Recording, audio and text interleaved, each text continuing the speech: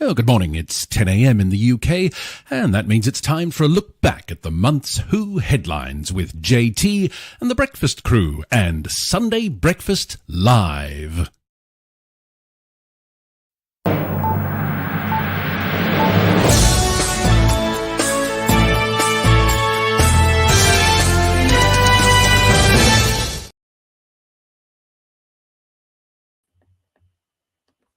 The dates are revealed. The Doctor Who 60th anniversary specials start on Saturday, the 25th of November.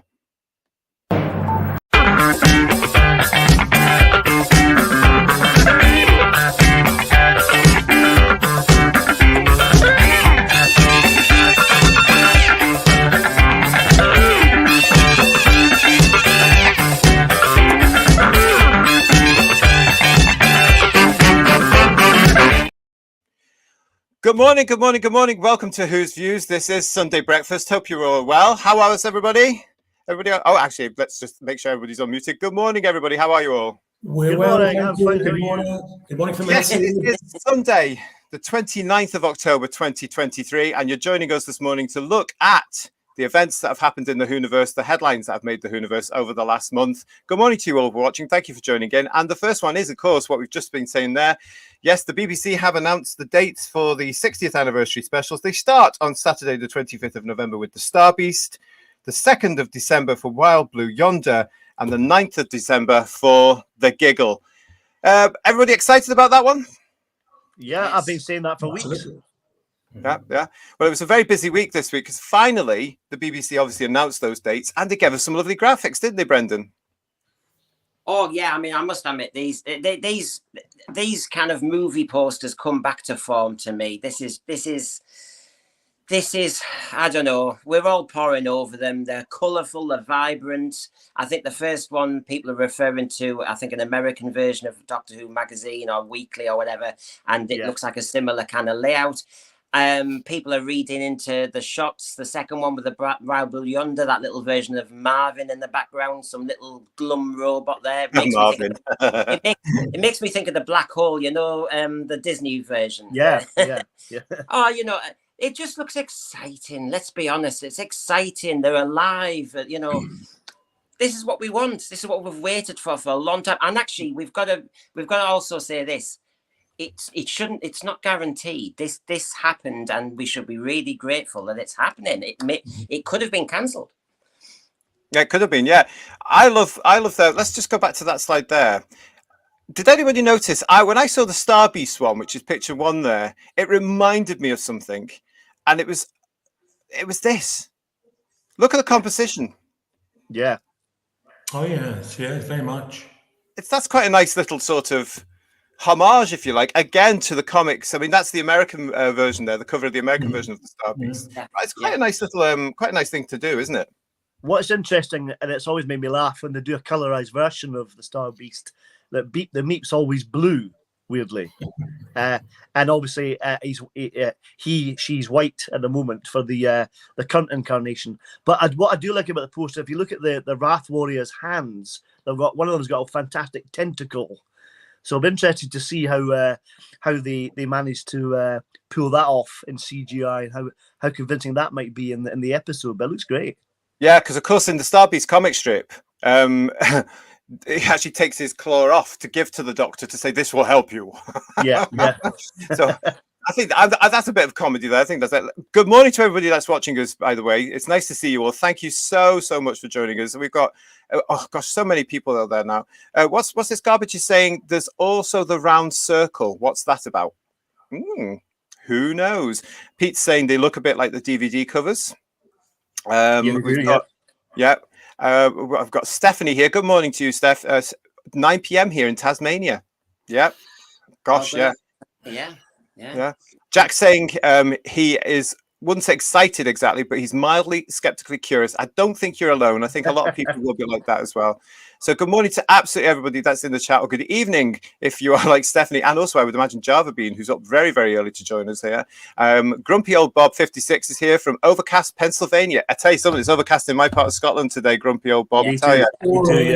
Oh, it's awful. It's terrible. It's so nice to see you all. Thank you for joining us. Keep your conversation coming. We've got lots to cover for you this month as well, because the other bit of news for you, just before we move on to Paul's item, is, of course, the Disney trailer dropped. So if you are outside the UK, you finally got your trailer. And there it was. This is what was part of the content. Disney Plus is the home.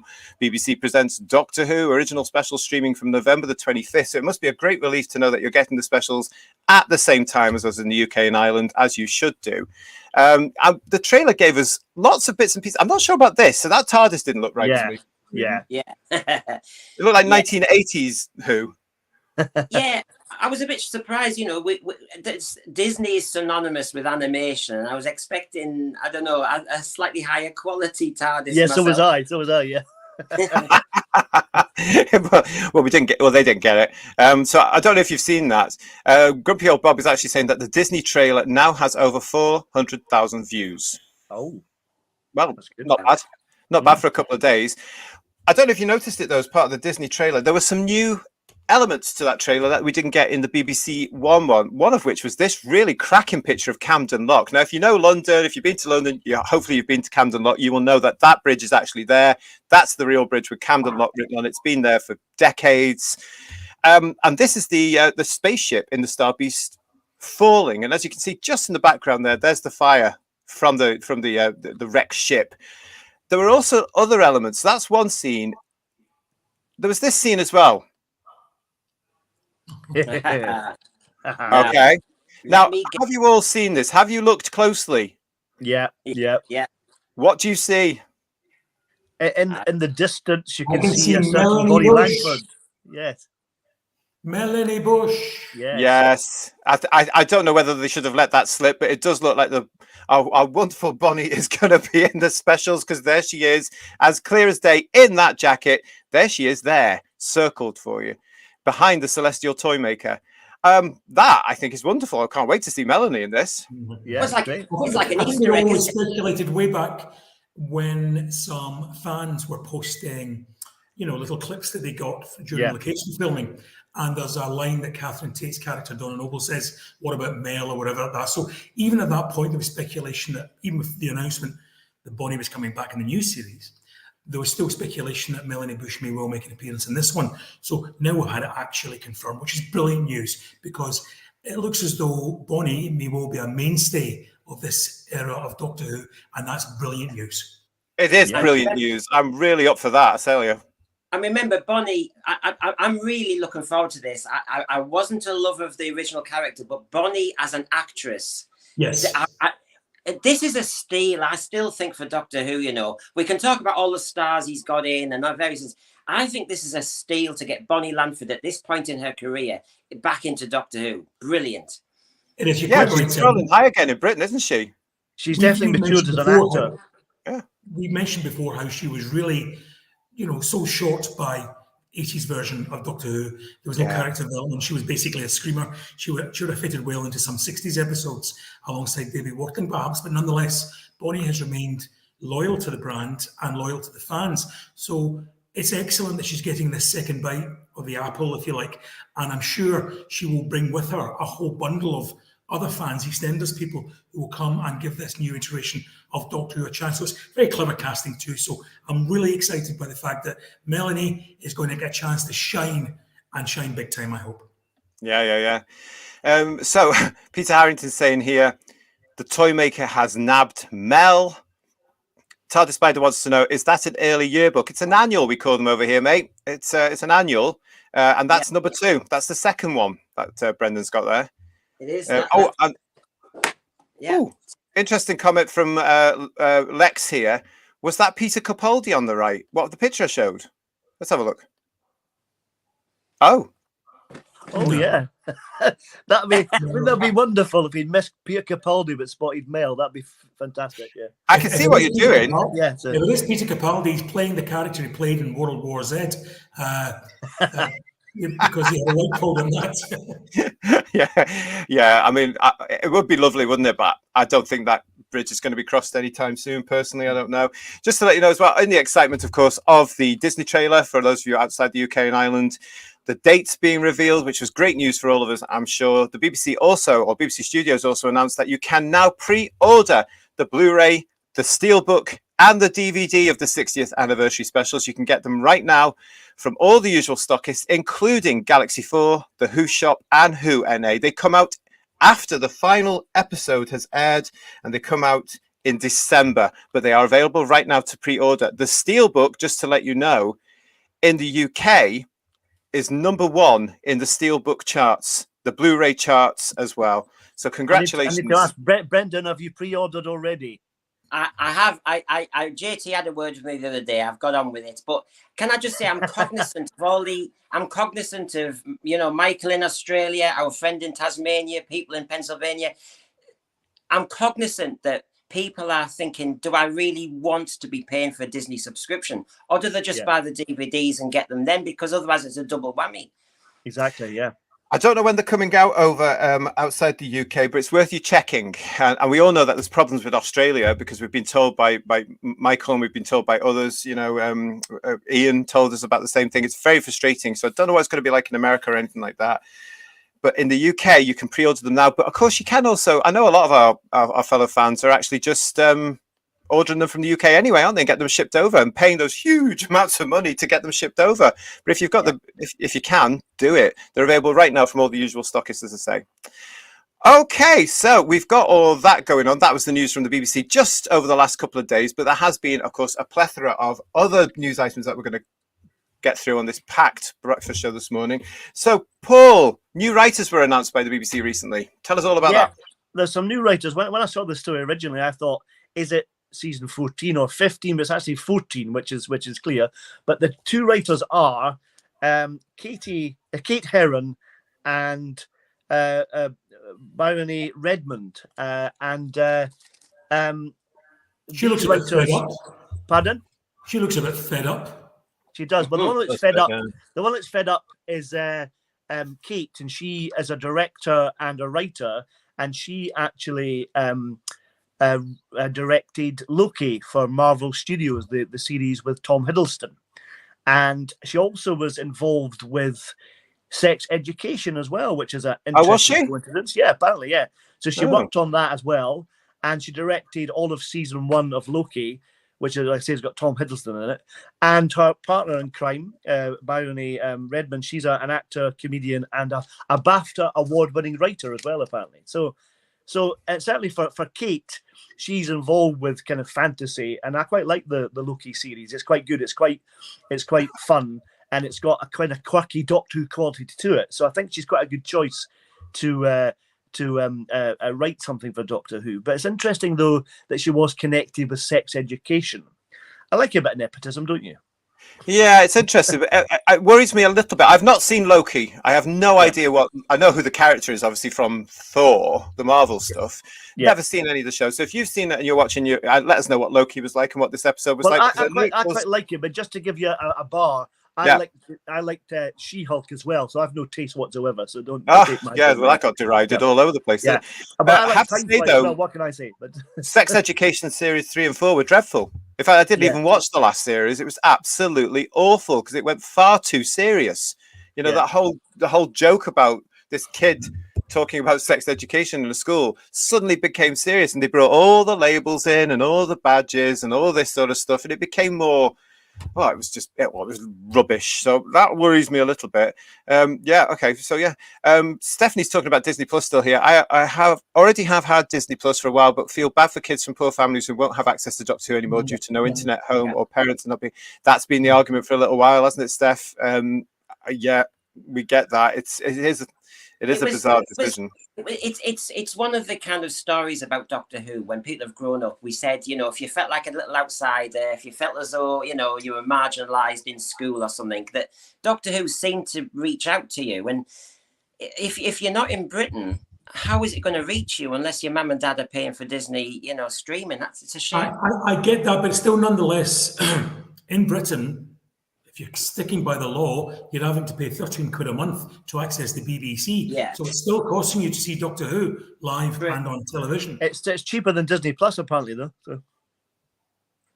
Yes, well, Tardy Spider, who was in the chat, was telling us about on his chit chat here. He was telling me all about the pricing structure, the scale, if you like, over there.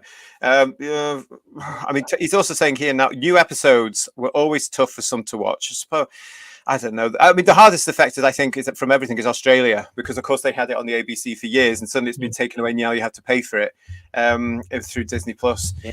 I'm sure we're going to be hearing a lot more about that as we get to the 25th of November and beyond. I just hope everything's all right for everybody, and everybody gets access to it and it doesn't fall down or anything like that. Thanks for that, Paul. Apart from new writers, Brendan, we've also had casting coming in. Yeah, I mean, and again, we're hitting names. I mean, I'll read them out, but it doesn't mean anything to me. Who are they? Stephen Love and Archie Backhouse, is it? Mm-hmm. Backhouse. Stephen Love, I don't know. Stephen Love is a puppeteer, an actor, and a creature performer, and that really intrigues me. That's the thing that got me. I thought, is he going in just to play a role? Is he a puppeteer, or is he going to play a creature? I'm just more into that, really, thinking. But he's been in. If people are thinking who, where, what. He's been in The Crown. He's been in The Peripheral on Amazon. He's been in Behind Her Eyes, Netflix. And he was in a theatre production going around the UK of Warhorse. So I love that. Yeah, well, if he's manipulating the horse, doing the puppetry of the horse, it'd be fabulous. If he's doing an alien creature, that'd be great. Yeah, you wonder. Something creative, So, never heard of him, but that doesn't mean anything. I'm not involved in showbiz. And also, Brendan, the good thing about that is that the more there are practical effects and practical costumes, the better for me, because that's much better than CGI. I always prefer a man or a woman in a rubber suit or something that's manipulated. I like exactly. Yeah, absolutely. So that sounds, that is interesting to me. The other fella, Archie Backhouse, all I've got on him is he was in the Sandman Netflix. I liked that. I've not seen that. I watched it. I thought it was lovely. Lots of British talent in it as well. In front of and behind the cameras. I really enjoyed. I know it got slated, but I really liked it. Looking forward to series 2. And all it says is he's in one of the November Who specials. So that's all we've got on those two. But I think we mentioned once, stunt casting has a bad and good name. You've got to be. These people are just jobbing actors and good for them, and they're bringing something to it, and I trust in that. Does that mean? Do we think, to ask you all as a panel, does that mean you think they're keeping the big name guest stars under the radar just now to get the big hit just prior to this? That's what Phil Collinson says I know that RTD and Phil Collinson are tried and tested at teasing us from the original series, but Phil Collinson says in some interview I saw that when he talked about this casting, he said, there's more. And I'm assuming we're getting the bits and the bobs. I apologize to these people, the bits and the bobs, and then we're going to get, There was the character entering what we now know to be the toy maker's shop. Yes, the mysterious character. I'm surprised no one has noticed who they think that he was really teasing us there. So we're being led to believe that this is a major character or a major guest star. And in the Radio Times interview today, Alex Kingston has said she's trying to hold on to some spoilers that she knows. Yeah. Well, I'm going to give you a spoiler right now, because if you actually look at who's credited for the specials on the platforms where you can order it, or the usual platforms, it actually mentions Anirin Barnard, who we know is going to be in the next series, but apparently he's in this as well. So there you go. Well, it might not be true. They might have just given out the next casting list in there. And I thought, oh, good, he's got a cameo. That ties it all in. Is that the political character? Apparently so. Yeah. Apparently so. And he would have been a great Doctor as well, actually, in my opinion. Absolutely. He's got a good look. Definitely a good look. Yeah. Yeah. Peter's saying here, tactile monsters are a must in Doctor Who. And he's also asking, so I think it Strictly will be a later time, and Who before it? Yes, it looks like it will be. And also because Strictly Come Dancing, Pete, as you probably are aware, it shrinks every week. And even more so now, because apparently 2 or 3 people have left prematurely. So it's an even shorter show now. So rather than padding it out, they must be very, very pleased they've got Doctor Who. To actually... Angela Rippon's got to be careful as well. She's doing a lot of dancing. She'll be the next casualty if she's not careful. Oh, really? I don't watch it. Well, she's 104, so she's got to be very careful how she. She is not 104. How cruel of you! Angela's doing well. She's kicking her legs higher than anybody else her age. She's doing fantastically well. I'm just teasing. Yeah, she's brilliant. She's amazing for her age. Interesting, just on that subject, JT and Paul, that last night Strictly started later than planned because there has been a dropout. So they're already compensating for this truncated show. It's their own fault for actually expanding it out now over so many weeks now, wasn't it? Because when it originally started, I think there was about 7 or 8. Because my friend of mine was in the original series, dancing away. He was the first person to get booted out. But you've got it's long. It's so long now because it's such a hit. That's why they've done it, isn't it? But it does hurt the format. It did work in 2005. It was a really neat Saturday night. It was almost back to the halcyon days. You had Doctor Who, Strictly. And I know that they know that people aren't viewing TV in the same way, but I have to say, I don't think any TV station should give up on trying to create a schedule. Yeah, absolutely. And Strictly, whether we like it or not, I think it's as good as it was or not. The point is, it's one of those shows you have to watch live. So the BBC's quite right in putting it in there on a Saturday night as a go-to spot for people. I still do it. I'm not as enamored of it as I used to be, but I would love to think Doctor Who and Strictly in a combo does have echoes of those halcyon days, as you say. Oh, I think so. Yeah. It's family, isn't it? We were walking our mum and dad's dog last night, and I could see in most of, when you're walking around in winter, it's fantastic. You can see what people are watching. And you can see all these people, and they're all watching Strictly. And of course, if they're all watching Strictly as a family, get Doctor Who before it. Come on. I don't think TV's dead. Just a final point about that, so you can move on. I appreciate this isn't a Strictly stream show. Last night I noticed that when Strictly finished, the programme immediately went in to the new series of Survivor. And it's a programme I don't watch, but the BBC deliberately dropped any trailers or anything else between it. So in order to encourage viewers to stick with the channel. And I think that was a yeah. I do believe that there are more trailers coming for Doctor Who from this Saturday. Around the Strictly time, whether it be before or after. That's what I'm hearing. So that'd be interesting to see if they drop all that as they get closer and closer to the 25th of November. And bearing in mind that, of course, it is the programme's 60th anniversary month. It all starts on the BBC this 1st of November, which is Wednesday, with their documentary Talking Doctor Who, which we will be reviewing here on the channel. So make sure you're subscribed and you ring that bell so you know exactly when we're going live with that one. Also, just want to say that it has been a busy few days for Doctor Who fans with all the stuff that we're talking about here as well. But also, Doctor Who was again showcased at the MCM London Comic Con. Now, last year, if you remember, they had the 10th Doctor's costume with the Donna Noble costume from the specials. This year, they've had the 10th Doctor's costume with the 14th, or one of the 14th Doctor's costumes. So that was all there. So if you've been along to that, if you're going along to that, have a lovely time. Let us know how you get on and what it was about. They are selling various things there, like the T-shirts and some of the books and the Sonic toys, I believe, and all that sort of stuff. But again, it's what they do, isn't it? It's part of the publicity there. So good for that one. I pine a bit when I see that costume belonging to the 15th Doctor because I like it very much and I think it provides a good silhouette for the character. And I'm just a little bit annoyed that he's not going to be wearing it often because I think it's great. Well, looking at what we're getting now, I think we should have all shut up moaning about that one when we first saw it and got on with it because it's the best out of an awful lot. Because you're right, John, it gives us a traditional silhouette. Yes. Todd Spider here is saying, I bet UK cons are Who-tastic. Some of them are. Absolutely, they are. We are. Oh, and Lex wants to know what's Strictly. Where'd you start? Dancing with the Stars. Yeah, Dancing with the Stars. It was, oh gosh, it's a huge hit for the BBC. Although, having said that, the viewing figures, like everything, have gone down for that now. For one, it is because the BBC have lost a lot of households paying their TV license, and people don't just bother with it now. So that's into there. Right, so we're going to stay with some good news, actually. We're trying to be up and up and up before we get down and down and down, because it has been a very, very busy month here in the Whoniverse over October. But before we get to all that stuff that I know you're all going to have something to say about, and I know you're all waiting for us to talk about, and I am dreading it personally because it's all a bit... Last weekend at the BFI, the BFI actually presented the animated serial that's just come out on DVD, Blu-ray, and I think a steelbook as well, if that's still available. They sell out really quickly, those steelbooks, hugely popular. of the Underwater Menace. So that was presented at the BFI last week. Delighted to say that I got to meet up with my chum, David, who actually was there last Saturday. So a couple of hours after he got home, he was on this show and he told us all about it. Here's David now with his report of the BFI and the Underwater Menace.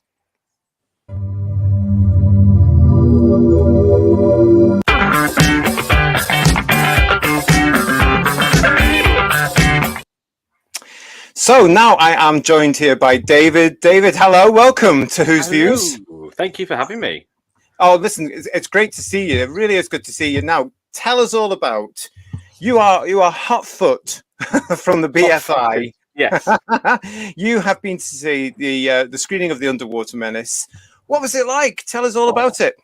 Wow. I mean, it's such. I was very surprised, actually. Oh. Very surprised. It's very colourful. Seeing it on the big screen was beautiful. It's possibly one of my favourite animations they've done. Actually. Oh, really? It's still not a great story, but I think we all knew that from the get-go. Really, I mean, I don't think the Underwater Menace is a story that people, it's not in their top 10, but the animation is beautiful, the way it's all done, and it's so colourful. I've never seen Doctor Who look so colourful in its ways, and there are things that have changed, obviously, but it's still very much the heart of the story, which I really like. Really liked it. When you say there's things that have changed, what's changed? So we watched it in colour, so there's a lot of obviously things that you wouldn't imagine, but a lot of the characters' appearances have changed. The fish people look quite different. They're all different colours. The sort of the face that they are all different. Are they tropical fish? Tropical fish, yeah, actually they are tropical fish. And obviously, the scale of it is much bigger than the studio that it was back in '66. Is that right? 66? Yeah. Well, Yeah. Yeah. But no, it's one of my favorite animations. I'd say I thoroughly enjoyed it. Okay.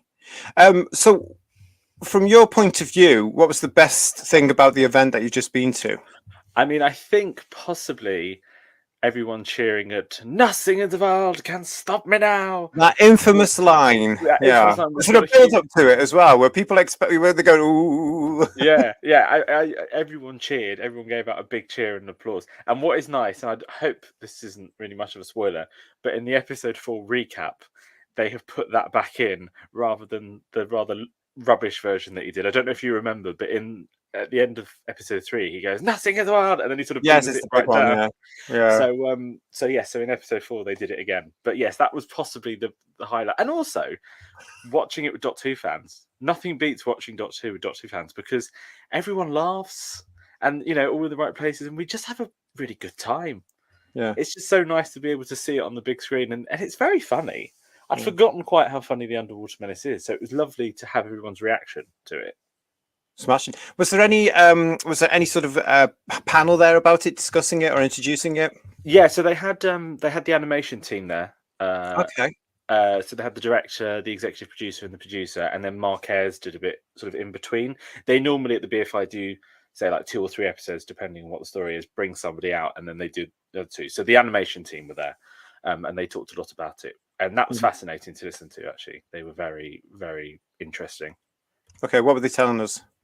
Well, they did say that another animation will be coming out at some point. They said this rumor about the animations finishing is rubbish, basically. Yes, yeah. But they didn't say when. They didn't say what. They talked a lot about, which I found really interesting, bringing their own style to it.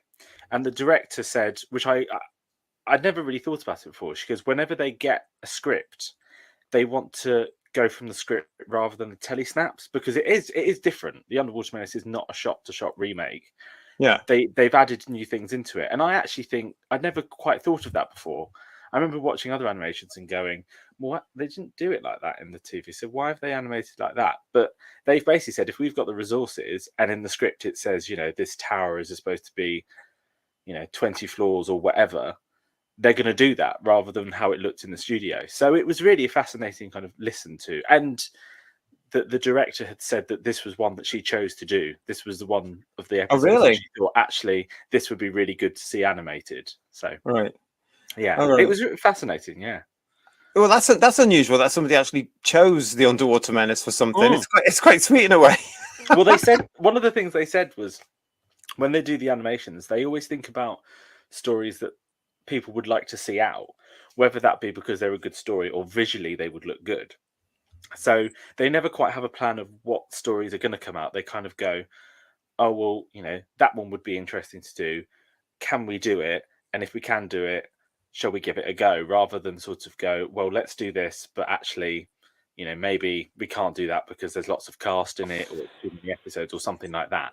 So they're very kind of, sort of like pick the ones that they will be able to do, and then hopefully after that they'll go and do the ones that are a bit more difficult. So, yeah. Did they come across as very confident with what they're going to be doing as well? Oh, definitely. I mean, they speak very passionately about it. For them, it's not just another job. They say the nice thing about being at the BFI is they get the reaction to it, and they genuinely do enjoy doing it. So that's really nice as well. It's not just a sort of extra thing that they do. And I mean, I don't know if they're Doctor Who fans. I think some of them might be, but they are very kind of passionate, and they want to get it right and make sure that it has the same style as it would have been back then, but new things added to it as well. Do you think the style, having seen it now from your point of view, is this an animation that could be used on broadcast television, or do you think it's just some? Oh, it is, right? I think so. That's my personal opinion. I think it would work really well, because I think when they announced, I'm sure a lot of people thought this, when they announced they were doing the Underwater Menace, I think a lot of us were a bit like, oh, right, okay. I mean, it's exciting they were doing an animation, but it wasn't the one that we were all hoping. No. But actually, the style, the way it looks, is perfect. It looks perfect. I mean, it's camp, it's silly, it's mad, it's a bit all over the place, but the animation works really well for it. So. And what's the soundtrack for it like? Is it nice and crisp and clear? It is. There were a few bits where I think the sound. Mark Eyre said that the sound at times gets quite loud. There's a scene in it where they're having to do a lot of drilling, and that at times is a bit ooh. And other scenes, like in episode 3, when they're in the market, and there's quite a lot of noise in that, and you sometimes can't hear what they're saying. But apart from that, it's brilliant. It's brilliant. When you're watching it, then what for you was the highlight of this? Just seeing this story. I think it was. I think what it was is it's one of those stories, the Underwater Menace, that I don't know about you, but when you listen to it, it's not very interesting. You're kind of taken out of it and watching the 2 episodes, but actually seeing it all there together, the visuals, it made me more invested in it. If that makes sense, it made me more kind of invested in the characters and the story. I mean, I say it's not a great story, but it is a lot of fun. It's very fun. It's very silly, and Zaroff. I mean. He's just one of the best villains ever, really. Wow, that's something, because he never comes into anybody's mind really at all. No, I mean, he turned up, chewed the scenery, got paid, and went home. I mean, that's but I love him for it. Well, some actors are doing that today. Let's face it. Nothing changes. No, and also, I know a lot of people don't like his performance, but how would you have done it when you have those sort of lines like? I am invincible and all this. You think, of course you would have done it like that. So, with watching the story as you've seen it today at the BFI, could you see possibly what the youngsters back in '66 were seeing? Could you see the magic of Doctor Who coming through? Oh, definitely. And the interesting thing was that someone that I know went to see it who's never seen Doctor Who. Right. So their first introduction to Doctor Who. What were they doing there? Were they dragged along, kicking and screaming? They just thought they'd come along.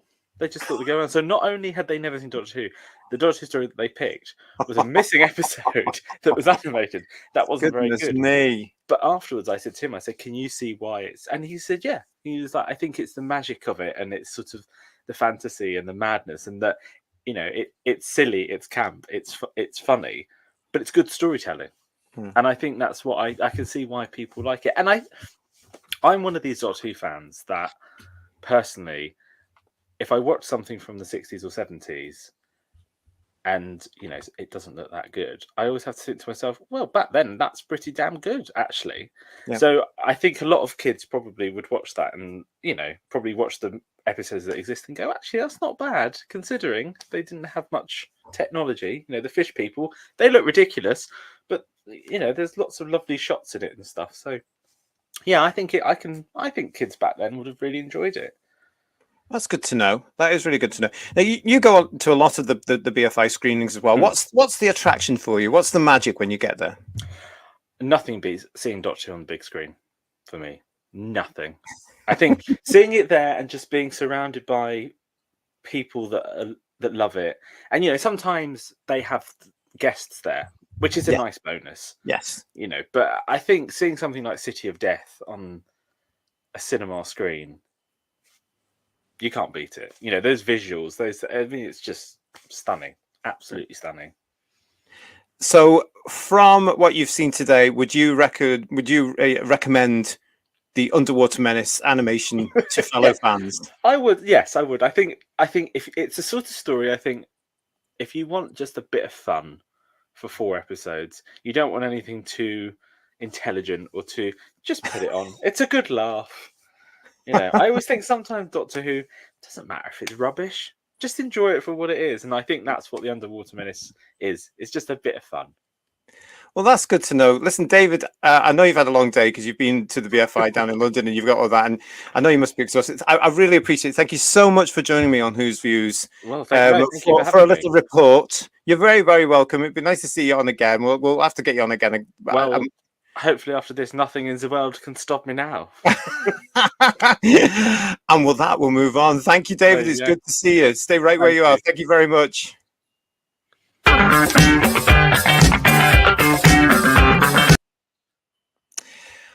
Nothing in the world can stop me now. Well done, John. Listen, I hope you enjoyed that report from David, who was there, obviously, at the BFI. If you want to see it again, or if you want to hear it again, then it will be dropping on the breakfast playlist shortly after we finish this morning. Well, that was fun. Thank you for that, David. Cheers. Thank you very much for joining us. Yeah. Okay, so the BBC has announced throughout the month that as part of the 60th anniversary celebrations, that around 800 episodes will be dropping onto the iPlayer from the 1st of November. Also, they've also announced that what they call the missing episodes will also be dropping onto BBC Sound. So there's going to be a hell of a lot of stuff going on there for people to access. Or will there? Because, of course, this month there has been an awful brouhaha, is the word I'm going to use, over the first 4 episodes of Doctor Who. The Unearthly Child, Tribe of Gome, call it what you will, which it looks like will not, at this stage, be appearing on the iPlayer. It has been a hell of a month for this, surrounding this, hasn't it, guys? Yeah. It has indeed, yeah. I mean, it's all, the battles on Twitter, there's various people, I won't name anybody, but there's a lot of... I think this is when I don't know if fandom really does itself any service. And by the way, I'll also say there's no such thing as fandom. It's like the LGBTQ community. It doesn't exist. There isn't such a thing as fandom. We're all separate. Some people seem to think they're more proprietorial about the program. Some people seem to think they know people or they are big influencers. And seem to think, because I have to say, I don't know Steph Coburn. I don't know anything about Anthony Coburn and all that situation. But what I will say from the outside is their family does own the rights. Of course they do. And quite rightly, if my family, if my dad or mum had written an episode or done something, quite rightly, I'd have the blooming rights. And I think there's a way of talking and there's a way of communicating with these people. And you don't hector them, you don't bully them, and you don't slag them off. And, Terry Nation's estate have done very well for themselves. We don't slag them off, well done them. It's their dad's kind of legacy. Good for them. And I just think, can fans be sensible about this? Our generation, we've all seen the blooming thing anyway. So this thing about it's the purest, completest thing again, isn't it? Oh, there's going to be nearly 800 episodes on BBC iPlayer, but not the first 4. Well, yeah, that's a blemish. But my understanding is the BBC are not commenting. And I've seen Steph Coburn's later tweet saying there's still talks. So I think it's best if people take a chill pill and stop thinking they own the programme. They don't. Nobody owns the programme. Well, let's have a look at some of the statements that were made, because it has been a tumultuous time for Doctor Who over the last few weeks here in the month of October, with, as Brendan says there, with various fans coming to the fore. Personally, when you mentioned the BBC, that I would expect the BBC not to comment, because these things can take time and they can go on and they can go on. If the BBC commented, that would be gone, wouldn't it? You wouldn't get it again at all. So they're being quite professional for once. The original tweet here, Steph Anthony Coburn tweeted, "Since my inheritance of Tony's IPs in August of 2013, I've repeatedly given the BBC opportunity to deal fairly, which they have constantly declined to do. As matters stand, they will never again have the right to distribute Tony's episodes. They only have themselves to blame." He has come back with this one. "For the record, except for those who, uncaring of the BBC's appalling treatment of Tony, are taking personally a collateral result of my quarrel with the corporation, I have nothing against Doctor Who fans who I hope will go on to watching Tony's episodes wherever they can find them." So obviously this row has escalated. It's got a little bit tiring now as well. It's got a little bit, as usual, it's got a little bit nasty as well. It's not the Doctor Who fandom I remember.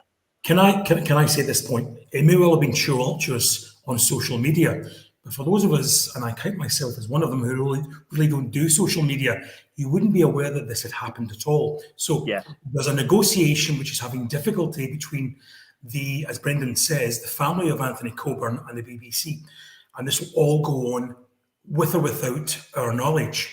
But because there are a few people out there, and we know who we're talking about, and we won't mention them by name, who seem to think that because of the role they played, either in the present or in the past, about Doctor Who, that they have an absolute given right to speak for fandom. Well, they do not speak for me. I'll make that absolutely clear. Certainly when they get as personal as some of them have. I remember going back almost 20 years now, that when Christopher Eccleston was revealed to be leaving Doctor Who after one season, a certain so-called Uber fan was calling the actor some of the most squalid and disgraceful names, and bringing fandom, if we call it that for a second, into great disrepute. These people do not speak for me. I don't know whether they speak for any of the other three of you here, but they don't speak. I think they speak only for themselves, and they certainly do not do the programme which they profess to love any favours by acting like spoiled children and spitting their dummy out when they don't get their way. The best thing they can do is close their mouths, shut their keyboards down, and keep quiet. I finished. It's a good point, and thanks for making it very eloquently there, John. I mean, the whole thing about there has suddenly become this whole, and I blame social media for this. There's become this whole entitlement around lots of different things. You know, if this had happened to us, as it did, let me just add, 10 years ago, there wasn't this sort of fuss around it. I mean, I think a lot of us went, we've got to leave them to it. I mean, this is business at the end of the day, and you do have to understand that, you know. I can understand from a point of view where fans will get obsessed because of their obsession with it, and all they were thinking about from the tweet site. And I have to admit, guys, I stopped following it on X, Twitter, whatever, because I just thought I don't want to know about this now. This is getting far too much. It was getting boring for me. It was getting tiring for me. I stopped looking at it all, and because it was getting nasty, John. I mean, there's enough of that around that you know you see and you get involved. I couldn't be bothered with it. But I think all we were thinking about, from what I could see, was the box set. Yeah, that was it. The Blu-ray collection is not coming out. That got me particularly. But I agree with what John's saying. Twitter or X isn't the real world, is it? That's part of the problem, and everything gets magnified on that like it is the real world, and that's gospel. Which is absolute nonsense. But I also agree with what Brenda's saying regarding the Coburn family. If they're entitled to something, they should get what they're entitled to. I think, unfortunately, I don't think it's as clear cut as that. BBC contracts is a huge kind of mire of different things, so it's difficult to pin that down. But if there's justice in the world, if his family's entitled to something, he should get it. But I think it should be dealt with by the BBC and the Coburn family separately, and let them get on with it. And let's hope it gets resolved, and we'll all be happy on that, you know? Because it's business, and that's where it's got to be. I mean, any of the authors that have worked, certainly for the original 26 years of Doctor Who, they have a right to protect. And let's face it, to be honest, there's not many of them around now. You know, when you look at so their families are trying to do what they think best. You know, I can understand why a lot of people are getting very, very protective about this, but let them do what they need to do. And don't be nasty with it, people. That's not what, because what happens, as John was alluding to there, we've had this since 2017, where fandom has completely divided. A lot of stuff has come through on the internet, which is very, very nasty. We're going to be dealing with another subject about it in a second, but it does darken Doctor Who fans totally, because the Notwees think they're all together. And we really aren't. We are divided as everything else is in the world right now. Everything is divided. And we certainly are still, as Doctor Who fans. And of course, the mainstream media, the press particularly, the red tops, are all looking at this to find some sordid little story to do and get a quote out of someone. Oh, yeah.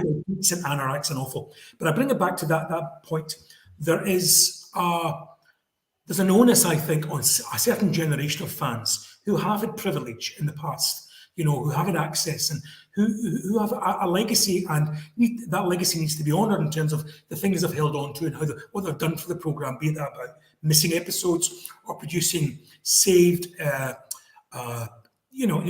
tapes and what have you to be included in DVD and box set extras. Absolutely, we've got to honour that legacy and thank them for it, but it doesn't give them the right to go around mouthing off on behalf of fans, particularly when it gets so personal. We all know that there will have been messy negotiations in the past regarding Doctor Who rights, with all sorts of, it goes all the way back to the character of Lethbridge Stewart's and the Quarks and the Yeti and all that sort of stuff, going back 50 years now. But you know what? It gets resolved, and it gets resolved with quiet diplomacy and negotiation. And people sticking their big feet in it, which is basically all about their own ego, than it is about helping the situation. It just doesn't help. Well, look at 2005. There was a fuss about the Daleks, wasn't it? Yes, that wasn't guaranteed, but it wasn't, and we were lucky that X or Twitter wasn't, totally, because it was negotiated quietly, and RTD didn't have a panic attack. He came up with a backup plan just in case, and it was dealt with. The thing is, I think when we talk about new writers, new directors, and this is a creative program, and we want the best of talent. We don't want to diss the past talent, because that speaks volumes about where we stand as people. We are fans, not fanatics. And I think it's important that, the right of the first 4 episodes, and there can be arguments about TARDIS and copyright. I don't care. The point is, he did write it to some extent or fully. And the point is, that was a talent. He had a lot of creative decisions to make to start this brand new series that had no hinterland before this, because it was a loose idea from Sidney Newman. And so, all respect to him, and he's got to be respected. And his son's got to be respected in how he negotiates it, because protecting his father's memory. Yeah, and we want creative people in the program. We don't want to diss them if they don't do something we want. The problem we actually have now is this is all hearsay, because we actually only have a couple of people, Maurice Hussein being once the director of the original 4 episodes, who were there at the time. Everybody else has now sadly long left us.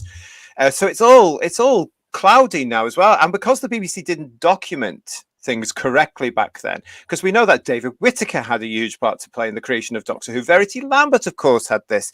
We do know we assume from past experience of what we knew, that they were fleshing out the first 4 episodes themselves from a directive by Sidney Newman, who wanted cavemen in the blooming show. It's just totally bizarre how that worked.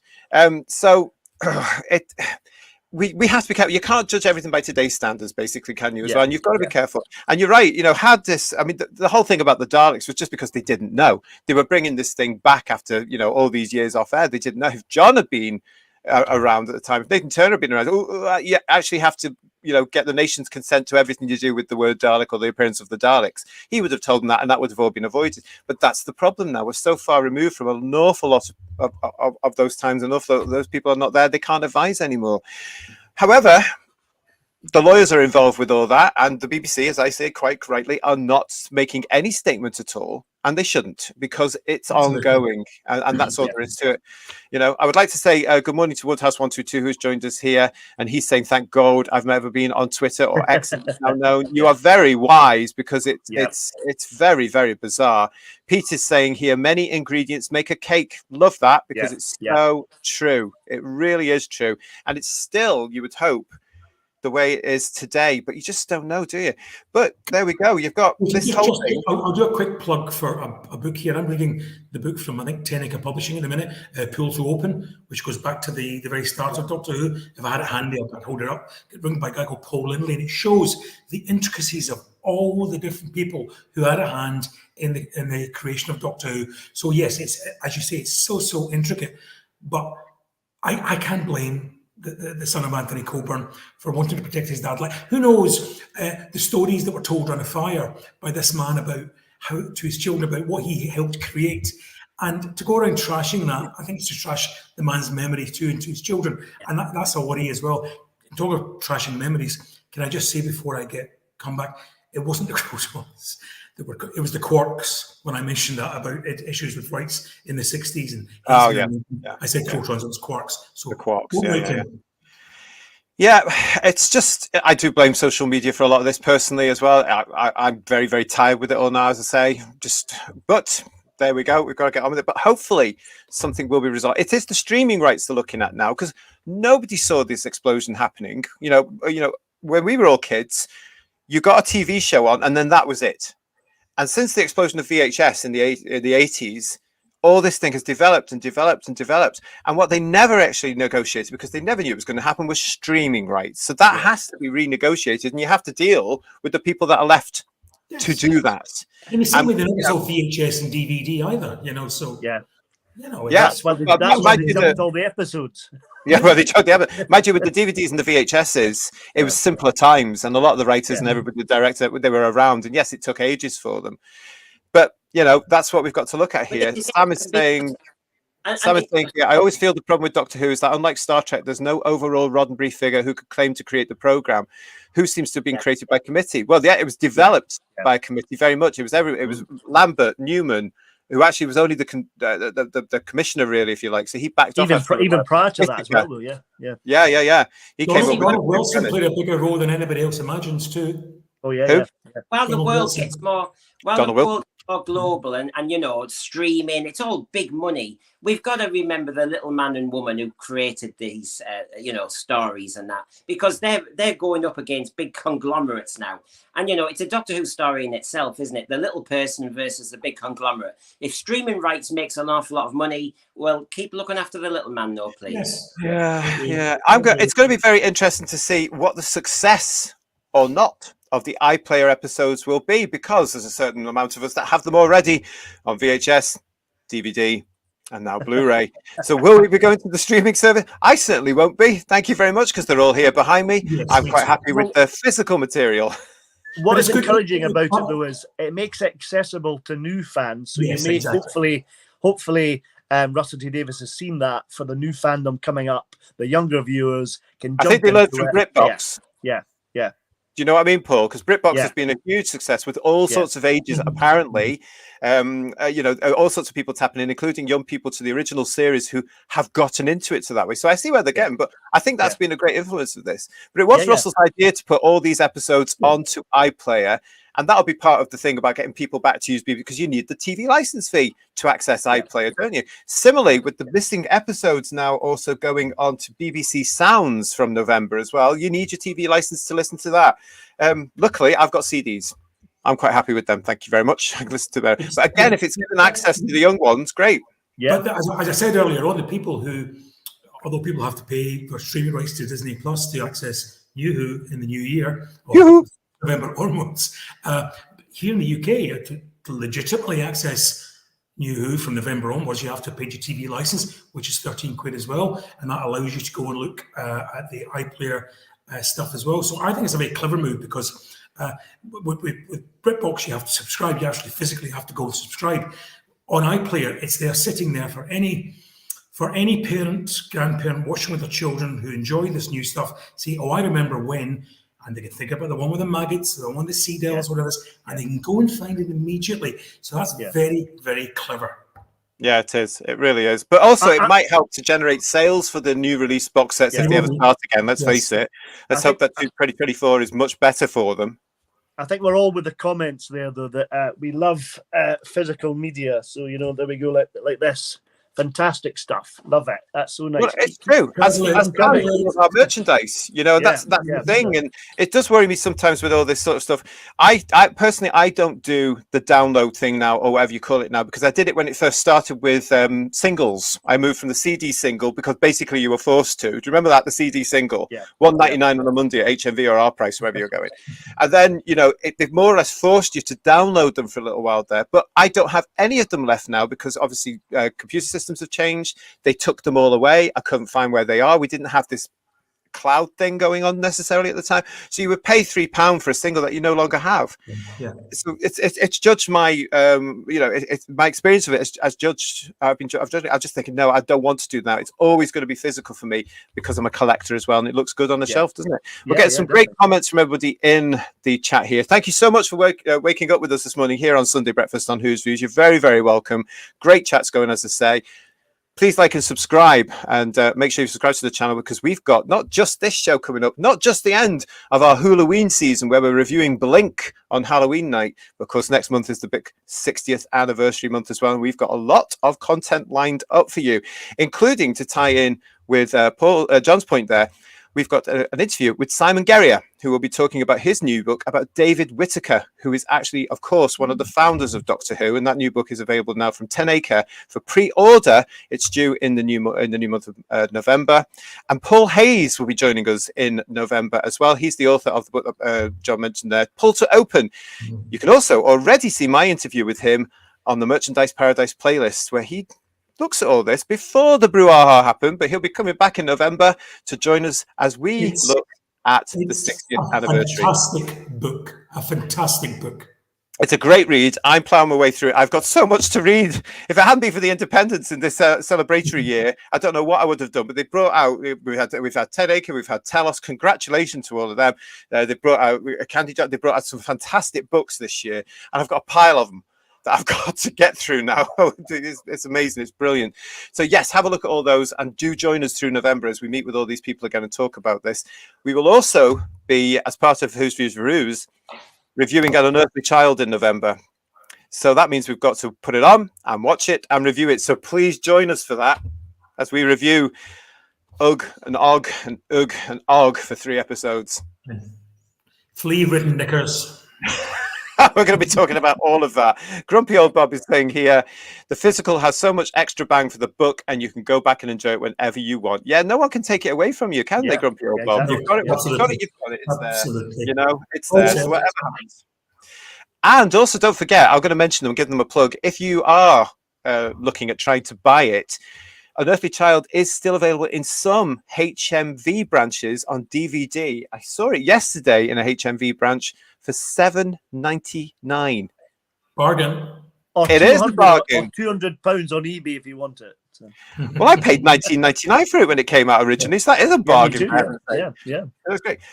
As we mentioned there as well, as part of all this stuff being making Doctor Who's legacy, if you like, absolutely available to everybody. Doctor Who missing episodes, as I've mentioned before, will be available in November on the BBC Sounds. Now, I don't think that's available out of the UK. Correct me if I'm wrong. But if you are in the UK, have a look at BBC Sounds, because you'll be able to get those missing episodes that have been on CD for goodness knows how many years now will be on there. Okay. So, yeah, interesting time for that one, everybody. But it does, we've just highlighted there.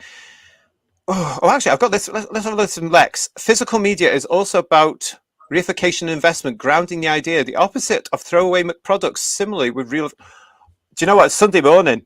That's really heavy for a Sunday morning, Lex. Thank you very much for that comment. But yeah, it's so important, isn't it? As fans as well, physical media is always going to be part of our life, I think. Mm-hmm. Yeah, as you can see by collections from around most of us there as well, we're going to need that.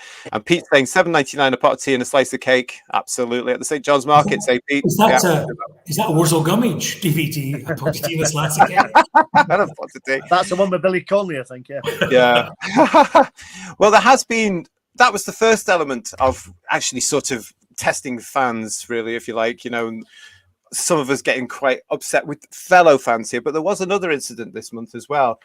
And it just shows you, again, the problem with certain alleged fans in the Doctor Who community and their very, very bizarre attitudes to absolutely everything. Because we did have a response to the Prime Minister of the United Kingdom making a speech recently. Now, he was at the Conservative Party conference. Now, in the United Kingdom at the moment, and I think to an extent across the world as well, it's a fashion to actually get at anybody who uses their democratic right to vote and to vote for whomever they think will run the country appropriately.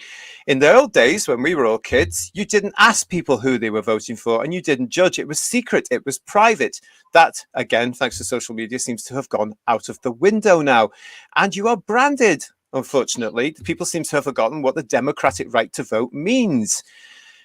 And we've had this, unfortunately, recently. Prime Minister Rishi Sunak was at the Conservative Party conference and he made a statement.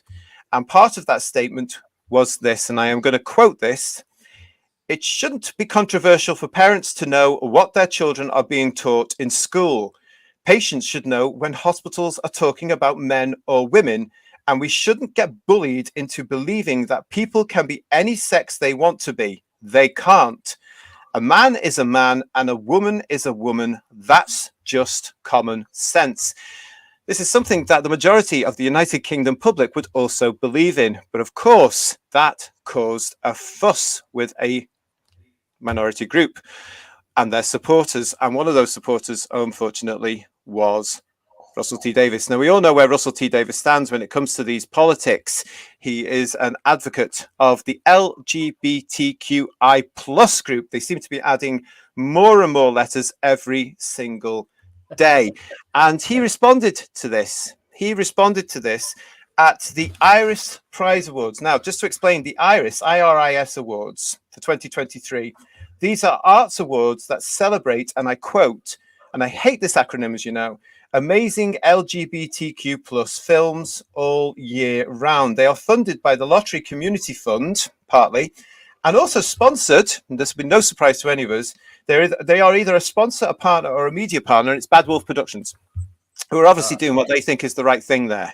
You know, but a lot of people, as we've discussed before, have joined onto this LGBTQI bandwagon without realizing that actually LGBTQI plus and LGB are actually now two incredibly different communities. Russell at the Iris Prize 2023 stated, and this again, I'm quoting, "And the past 2 to 3 years, I've started to say there's a danger in the air. We have a prime minister in this country that denies the existence of trans people and an opposition that doesn't rush to counter that." I'm not sure what was transphobic about Rishi Sunak's statement at all. I also don't know why he's trying to get at the opposition party now, who seem to be doing all they can to support this movement, in my humble opinion. But it led to fans becoming a little bit cheeky again. Well, I'm actually really cheeky. And some of them, one of them in particular, has now been barred from X for this. "I am so unbelievably angry at what is happening in the UK. The bigotry against trans people is disgusting. I won't be happy until all of these Tories are dead in the ground. This is not a safe space for Conservatives. I hope you all hang." I just Well, think done, isn't it? I'm going to say, we've just said with the danger of social media, and it's not the universe. And when I listen to that whole kind of build up about what RTD has said, sorry, I'm waving around him. I think of J.K. Rowling. J.K. Rowling has always been a Labour Party supporter, and that's no issue. She's allowed, and she's obviously a very, very successful novelist. And she's got caught in, debates on this subject, and I think sometimes, and I have to say, and I totally back J.K. Rowling, by the way, but RTD takes a risk, but I think it's more of a personal risk. I have no issue really as a fan of him saying what he says. However, though, Brendan, he is a role model. And what that tweet says, if you look at his rants from last year at 2 or maybe even 3 awards, where he's surrounded by his own people that will not question him at all. He's surrounded by what I would say people that have found themselves in this cult that is actually happening right now. He actually called anybody that voted Tories murderers, and that's it. I mean, again, not looking at democracy. So he is a role model. So when you look at what this particular thing said, it was actually just repeating it. And I think, hang on a minute, you've been empowered here by somebody you look up to say this stuff. And what actually gets to me about this sort of thing, yes, this person was then barred for life from the Twitter /X platform. They can't go back onto that now, but they celebrated that fact later on another platform. They were celebrating that. They were proud of that achievement. But you issued a death threat. You should not be proud of issuing a death threat at all. That is not on. That's not a good societal look. And I just can't understand why you would celebrate that, or even why you would say it anyway. It shows to me that there's no decent role models out there for them. They're all part of this blinded, I'm going to use the word cult again.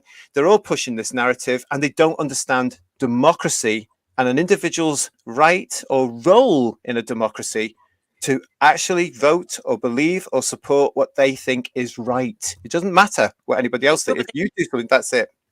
The trouble is, and I know what you're saying, but equally, you know, as somebody who's kind of for 30 years taught novels and plays, you know, Arthur Miller, you know, that lots of people have very strong views. The issue you're saying is whether they're a good or bad role model for Doctor Who fans, because obviously it's a family show and all the rest of it. But, you know, I think we have to apply the logic, though. Should J.K. Rowling not make any political opinions because she's got family novels? You know, and I could go through loads of novelists. I know what you're saying, but I like to apply a consistent rule across. And yeah, but it's not really consistent, is it? Because J.K. Rowling hasn't issued death threats or called people murderers. No, she hasn't. She hasn't. She's been very actually professional and concise in her argument that women are women and women's spaces are vital in society and into the world.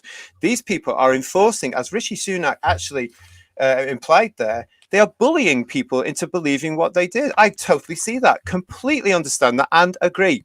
I think they are. There are times when I do feel, as a gay man, a same-sex attracted man, that I am being bullied into all this TQI agenda. I have friends now who are heterosexual. It's starting to infect their workplaces, their way of living. They are becoming more aware of it, and they've agreed with that. I think Mr. Sunak needs to be very careful with that, because he might have got a vote winner.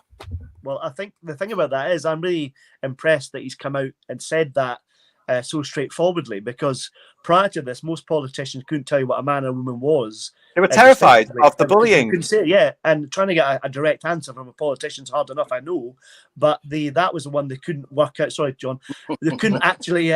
You couldn't actually get a definition, and then you get somebody like Robert Winston getting challenged on it, and he's a professional scientist professor who knows about biology, etc., and he's getting shut down. So I think it's really good that they've actually come out and said this directly, and maybe people are getting more of an idea of what's going on a bit more, and not be bullied into believing these things, because you can't challenge these things without being shut down, which is completely wrong for discussion and debate and democracy, isn't it?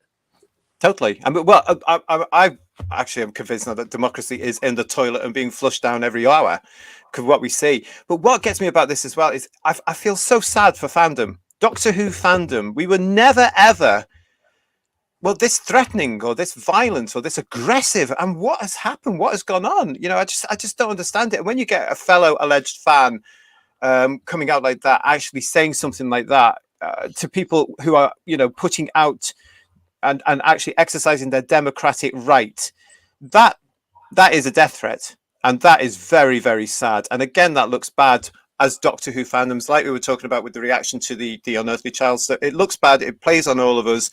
I am absolutely deeply saddened by that. I think it's awful. Well, I'm saddened as well, because I know who the fan is. I won't mention any names, obviously. No, don't mention any names. I'm quite saddened by the fact that I quite liked him as a fan, but I'm really disappointed that he has reacted the way he's reacted. I'm quite surprised by that.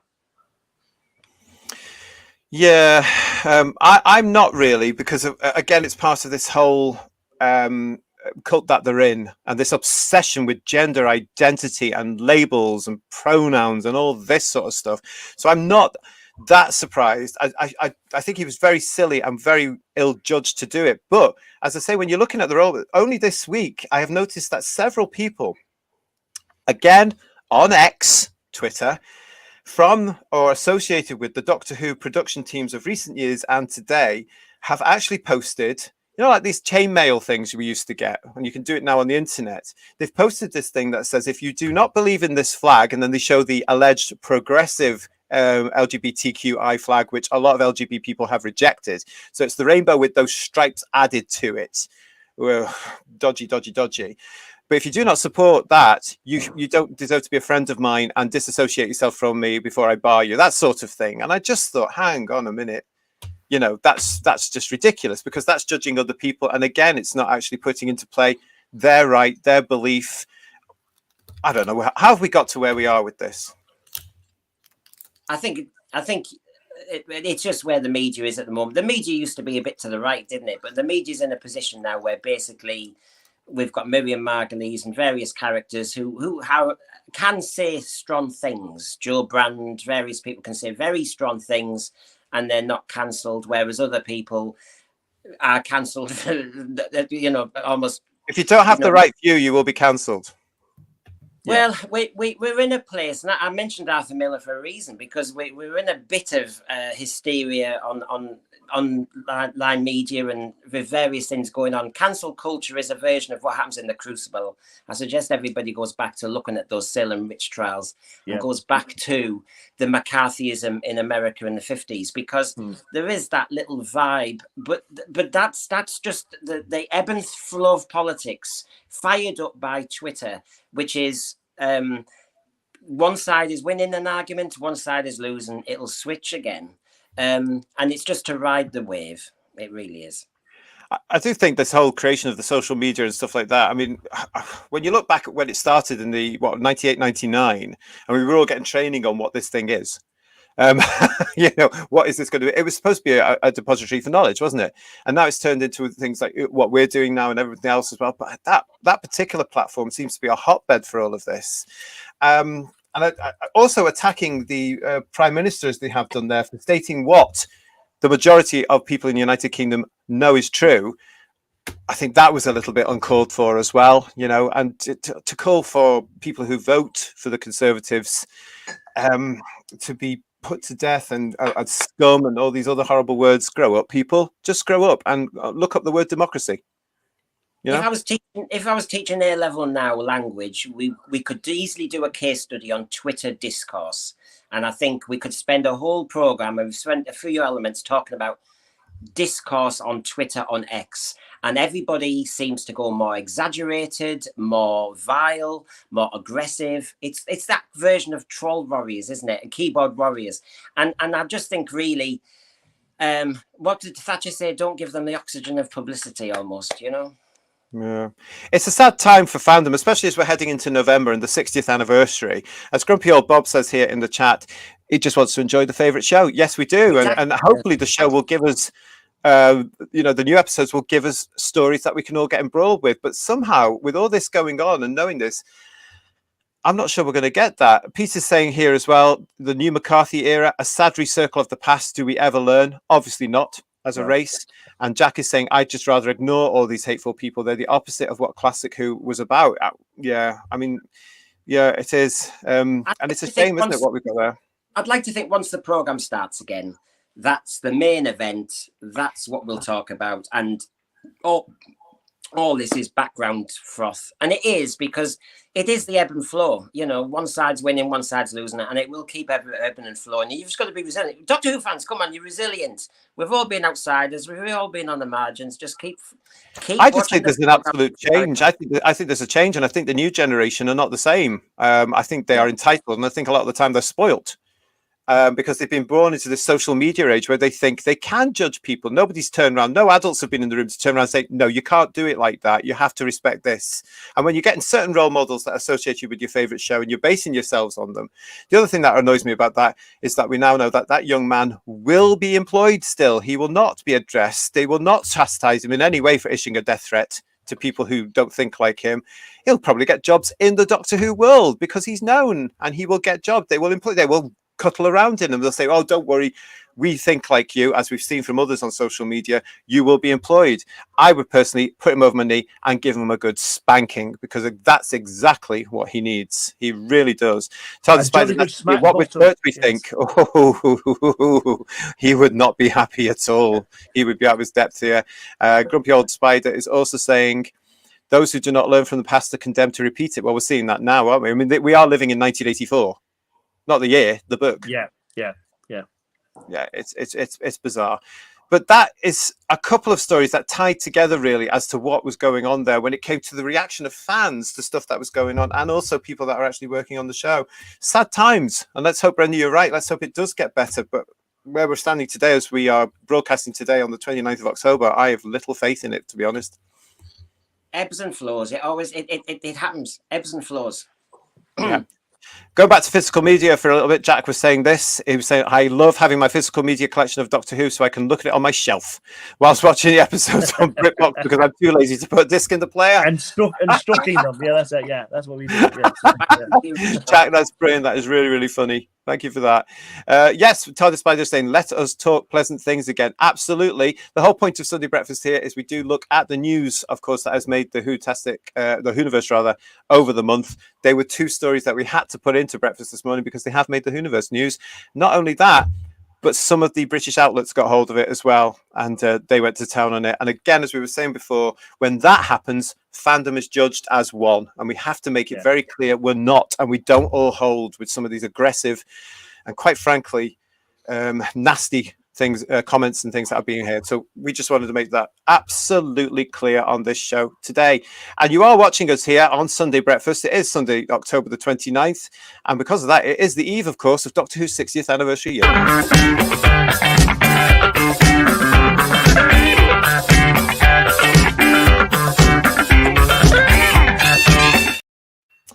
So what else have we got coming up? Well, right now we've got our friend TARDIS Spider, who is there in the chat. I'll say good morning to you as well. Terry, how are you? Nice to see you.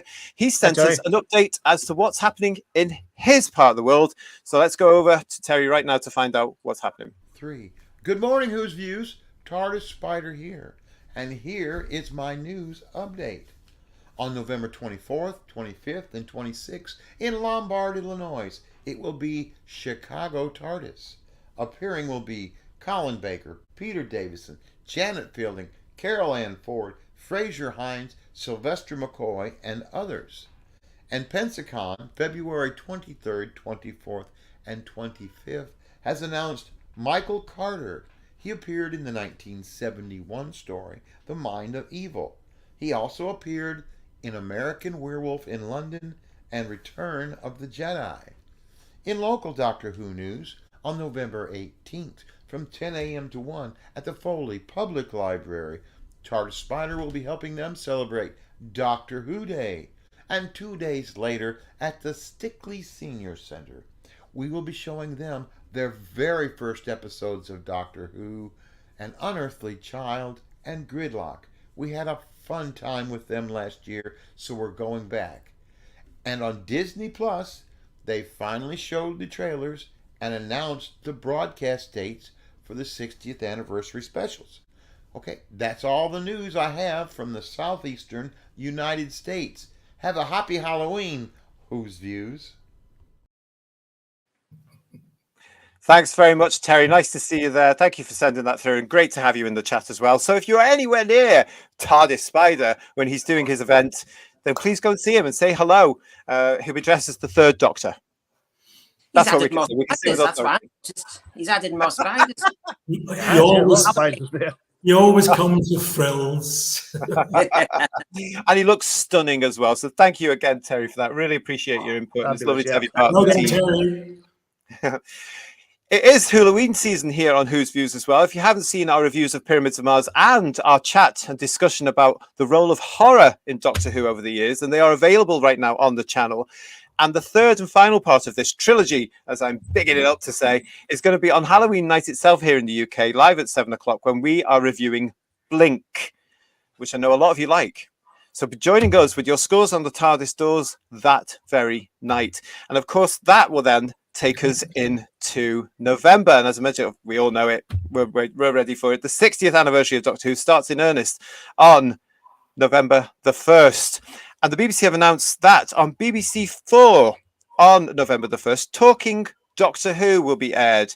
It's going to be at 7:30 on that evening. It stars David Tennant. And I've got the press release here for you, everybody. So this is going to be, as part of the 60th anniversary celebrations of Doctor Who, David Tennant time travels back through the BBC archives to tell the story of the Doctor's classic era, with a selection of rarely seen interviews and clips covering William Hartnell right through to Sylvester McCoy. On the way, David compares some of his own experiences with the actors who came before him and shares special archive moments that reveal, amongst other things, how to film a regeneration, which actor was a master of modern gadgetry, including a collapsible caravan, we all know who that is, and what the factors that helped to decide how a doctor selects his own individual and distinctive costume. So this will be on BBC4 in the UK and Ireland on Wednesday at 7:30. Did you want to say something there, Paul? No, I'm just agreeing with you. I'm just nodding in agreement. Oh, yeah, that's fine. Yeah. Just to also let you know, if you miss it at 7:30, which I'm sure you won't do, it's going to be released, repeated on BBC4 at 1:30 in the morning. If you're just coming in from a club, if you're that age, you can get it then as well. We will be talking Doctor Who. Might call it that, actually. So stay tuned. Don't forget to subscribe to the channel to make sure you know when we will be going live to talk about that particular episode. There you go. And also, because I forgot to mention at the top of the show, the 60th anniversary episodes, which, as you know, will start screening here in the UK on Saturday, 25th of November, are immediately followed on BBC Three by the new making of show, Doctor Who Unleashed. So they will be immediately. So you watch it on BBC One or the iPlayer and what have you, then find Doctor Who Unleashed, and it'll tell you all about that. We're also going to be reviewing them as part of Who's Views Reviews. So it's actually very, very, very busy for us and for you, because we're hoping you're going to join us. Let's have a look what we've got here in the background. People are actually commenting on Terry's video there. Fantastic spiders. Was that Boris in the background? Boris, of course, was the Planet of the Spiders, not previous PM. Jack's got some little pumpkins there. Lex is saying, that's funny. I was just listening to a Boris the Spider reaction this morning. Really? How exciting. And Alex is also saying it would have been better with Peter Capaldi. Probably couldn't get him. He's working, I hear. He's all working on that one. Okay, so that's what we've got coming up in the next few days. We are working now into November. So let's move on now, everybody. Oh, I wanted to know, first of all, before we get to Doctor Who magazine, did you all see this month? Yes.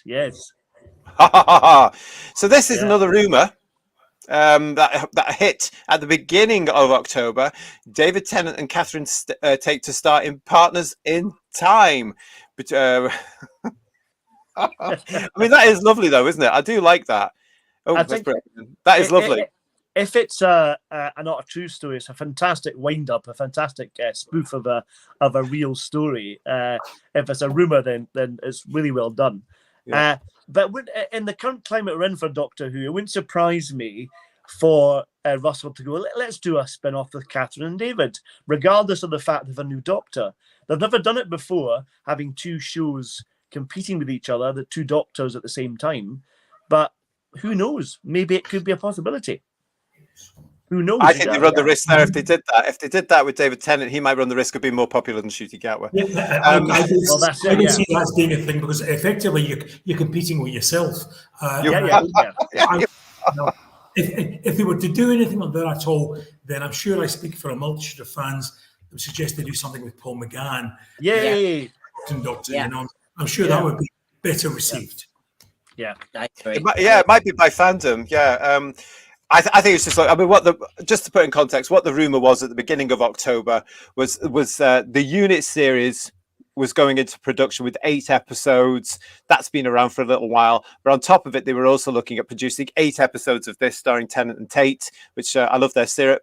And it's been a real case of, that is so fun. And I can't see it happening, but it's a nice bit of fun there. But it did get a few people in fandom going, oh, no, that's going to be fabulous. I've kind of got the vibes. I told you, didn't I, when I came back from London Leeds, that Doctor Who magazine, and it was telling you about some missing story with Peter Davison and William Hartnell. I've got that vibe. Thing. Yeah, it's exactly the same thing as the Phoenix Rising, isn't it, Brendan? Because that took us all in, didn't it? Oh, yeah. I was waiting for years for that bloody show. I'd be up for a Catherine Tate, Donna Noble spin-off. I think that would be fantastic. Because Donna, there is a Dr. Donna thing still happening. Who knows what he could still do with that? So I would be up for that. But I don't think you would run one Doctor against another Doctor at the same time. I think that's dangerous. I think it's disrespectful to your current incumbent as well.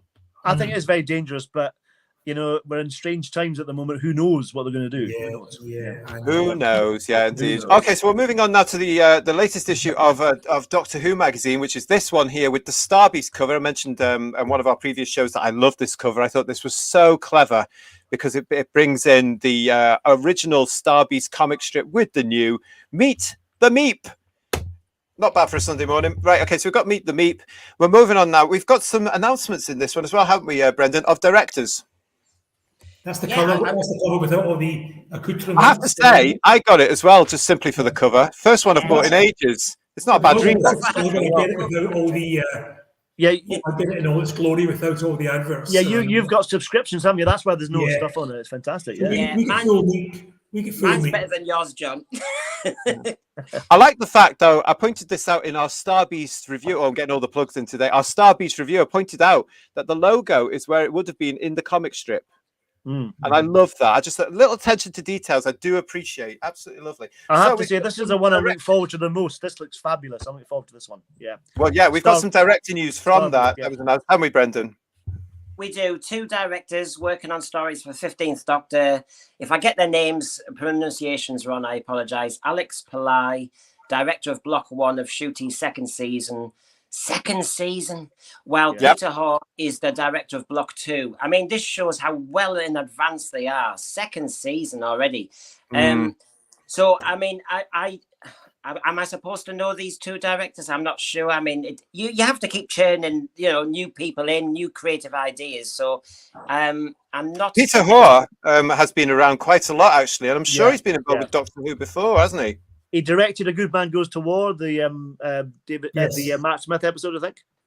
Yeah, and that's him on the right. And I think RTD says, what a joy to be reunited with Peter Haw. We made It's a Sin with him, and he directed Nolly, which was, for any overseas viewers, one of our top kind of soap stars. They made a kind of biopic of her, didn't they, really? Noel Gordon. It was fabulous. Very, very funny. Very good. It was well made, actually, yeah. Yeah, it's also interesting that as well. It's nice to see some directors with caliber, actually, having heard an awful lot about previous years, which we won't dwell on, from fans like yourselves and what have you. So it's nice to see some people that with a back track record, if you know what I mean, that can actually get a script and go, I'm going to do this. That's quite exciting as well. But you just mentioned there as well the incredible legend that was Noel Gordon. In this particular issue of Doctor Who magazine, Russell actually alludes to his wonderful drama of Nolly being part of the Doctor Who canon. He does, yes. Yeah, what's that about? Well, he mentions in his... Oh, sorry, Brendan, I don't want to steal your thunder. Off you go. No, you go for it. No, because I'm getting to his production notes. He just mentioned, and I'm doing this from memory from when I read it first, he just does mention that he somehow manages to get the production of Nolly mentioned in Doctor Who. So that was going to make... I'll just get the quote here, hold on. Nolly, which is now truly canonical and official, because I say so. So, good on him. So, Noel Gordon, who is herself, or was herself, a British television icon, and was voted, I think, about 104 times TV Times Personality of the Year. Yeah, they had to change the rules because she was... They're going to have to do that with Anton Deck now, aren't they? And then they changed the rules to put her into the Hall of Fame, and then she kept winning that as well. So she was so popular. So for some reason, Nolly, Noel Gordon, or whatever it is going to become canon in Doctor Who. And I can't wait to see how he does that. It's quite fun. I love when he plays with us like this. This is fun. I love it. Yeah, this is fun. I know a few people have gone, ooh, with a little bit of horror there, but it is a little bit, it's going to be fun. Maybe they're watching his drama in one of the houses at the time as well. It's good to know. It's good to know that they've got Doctor Who's got a sense of humour back, which is great. It's what we want. But it's that sense of humour, isn't it? Pete's got it here. Pete's got it. All singing Nolly and Larry Grayson as a driver. Fun time. I mean, it was, wasn't it? You know, it wasn't. I mean, Crossroads got away with literally murder and all sorts of things there. It was for those who don't know Crossroads, it was a very cheap ITV studios as they are now, soap opera. It was the biggest. It was the biggest thing ever because it was based in just on the outskirts of Birmingham. everybody in Birmingham watched it for a start. So you had a ready-made audience there. And then when it got bigger and bigger and national, and people were tuning in, what was it? Was 5 o'clock in the evening or something? It was the Neighbours of its day, wasn't it? And Noel Gordon became this huge icon, very lavish, very glamorous. She didn't go anywhere without her rolls and the furs. I'm in a soap, darling. Setting the precedent for Corrie actors to this day, for some of them as well. Larger than life figures. She was amazing. And that, Jack, is what Nolly is, because that was her nickname. Noel Gordon was called Nolly by her friends around her. Nolly, good old Nolly, lovely Nolly. And that was Davis's drama. That was out this year, wasn't it? It was, the drama. It just shows that Noel Gordon herself, as a young woman, was the first female to be part of a colour broadcast by John Logie Baird. Another Scot, because Noel Gordon's a Scot too. Huge. So she really is a huge part of television history in this country. Yes. And I think RTD, part of his reason for doing this was to acquaint us all again with this television legend, because she had been forgotten about for far too long. She had. So I commend him for that. And just to give you the quote here, because I found it, that he says this is a genuine in-universe crossover with my ITV drama, Nolly. So there you go. It'll be interesting to see how this pads out. Isn't there another crossover with John Logie Baird as well? That could be. It could be. Yeah. Yeah, it could be. Because I think, I mean, JT, you seem to have been the master of all this with the photographs, but I think either in the past or the Who Spy pictures, there's been one or two that hint at all that technology of John Logie Baird, don't there? There's a suspicion, a little theory here about the fact that in the last one, the Giggle, there's something to do with a puppet that John Logie Baird had as part of the test, and that could be part of the story, perhaps. Possibly. Well, you never know. We'll have to wait and see. But it's just fun. At the end of the day, I'm sure it's just fun. Paul reference there, JT. Sorry to cut across you again. Paul reference there. Doctor Who's been too po-faced in the last few years. Yeah. Let's have some fun. Yeah, and let's hope that is as well. Personally, Noel Gordon, of course, knew John Nathan Turner. And I know that he would have loved. Yeah, he would. No, I don't. Well, he knew everybody. He met Joan Rivers, for heaven's sake. So there was an element there. It did make me smile, because it's one of those things where I just think he should have got her in the show. But was J&T not an extra on Crossroads? I remember a story. He was an extra, and he got spotted by his teacher on TV, and he was skiving school to be on the telly. He certainly had a history with something there at ATV, because of course he was from Birmingham as well, isn't it? But it's just fun. We will be talking about it, of course, when we come to review the episode. So when we get the reference, we'll talk about that. So stay tuned with us. Stay with us. Right, what else happened in this? We talked about the new directors. We talked about the Nolly crossover. What happened? Was there anything else we had in Doctor Who magazine? Well, all I say, I mean, I don't know what you think, John, but I think this magazine, it's really on form now. We're getting, nearly every article I do want to read now. There's a lot of good stuff about the link with Meep and the comic strip. You've got the writers and the illustrators there. You've got the Beast Unleashed discussed. You've got the there's some Miriam Margolyes. You've got you've got an element on Underwater Menace. I mean, we're back to Jacqueline Kin interviewed. We're back to as it used to be. I don't know about you, John, but I really like this magazine. Yes, I think the magazine, but I have to give Marcus Hearn his the credit too. I think he corrected the ship before the new editor, so I have to give him his credit. This new editor, Jason Quinn, is very fond of posting pictures of himself in the magazine. I'll see if I can get this done properly. Where am I? No, there he is. Yeah. So that's his second. So he does seem to like himself, putting pictures of himself in the magazine also. But Marcus Hearn and him seem to have found the magazine's. Well, let's hope so. Let's hope so. All we can do is see where the thing goes from now, can't we? Really, and see what's going to happen. There's a lot. It does get thumbed. Yeah. Yes. Oh, that's it's not gathering dust in your drawers, John. Then. Yeah. No. The only thing in my drawers gathering dust are my drawers. Okay. There's a lot of chat going on, which is fantastic. Keep it all coming, everybody. Actually, of course, the inevitable discussion over merchandise for the Beep, Meet the Beep. With the proper voicing, Beep can really skyrocket merchandise sales, and they've been said that they want plush Meet the Beeps and stuff like that. Yeah. It'd be very, very strange if they haven't done anything for it. But bearing in mind that there is a twist with Meet the Beep, maybe that put them off. I'm really interested to see what they're going to be doing in that twist. On screen. I think the kids will love that twist if it's part of the toy. That'd be fabulous. Well, Yeah. Would you have brought a doll of or a plush of the gargoyle in Terror of the Autons? That's true. I've got an interesting point here. Look at this one.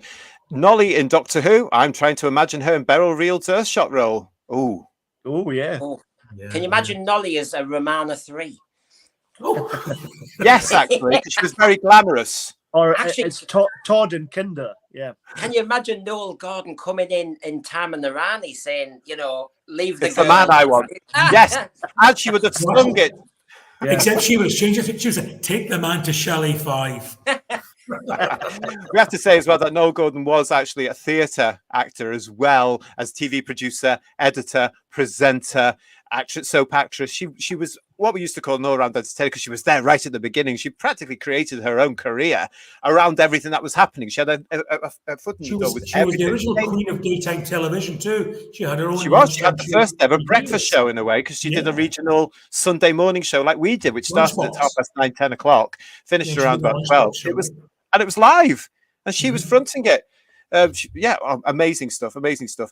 Okay, so we're going to move on from that now. Now, also in October, as part of the 60th anniversary specials, of course, was the concert that was held, the 60th anniversary concert. BBC Radio 2 broadcast this. BBC Sounds has this on there for a limited time. We've actually done a review of this, and that will be arriving onto the playlist here on Who's Views in November as part of our 60th anniversary celebrations and reviews. So this, of course, has given us a look at the new themes for the 15th Doctor and Ruby Sunday. They seem to have gone down very well. What was actually quite divisive, surprisingly, was the new version of the theme tune. Again, we talk about this in our concert review. That's gone, it's 50-50 with fans still at the moment. I say let's watch out for it on the show because it did seem to be a little bit hit and miss in the concert. They seemed to drop a couple of bum notes there. And that, when you started today's program, you had the icon for that 10-second clip of a trailer. And the music is different in that version. Yes. Isn't it? Yeah. Yes, you read my mind because it is. And there's more of the, I've always said the Doctor Who theme for me has to be have that radiophonic element. I love all the Delia Derbyshire stuff. For me, it's not the same without it. It seems to be in that little teaser clip. It seems to be back in there. So we've got to wait really until we can really look at it properly in context. To make the show about the concert, guys, but I'm going to wait till I hear the official studio version of this rather than the live version. I did send the version to a friend of mine who's also a fan, not as big a fan as we are, but a fan. And when he looked at the video, his view was that he thought he saw the kitchen sink in there as well, getting played at some point. So it seemed to throw everything at it, It wouldn't surprise me these days for a tap or something in the name of art.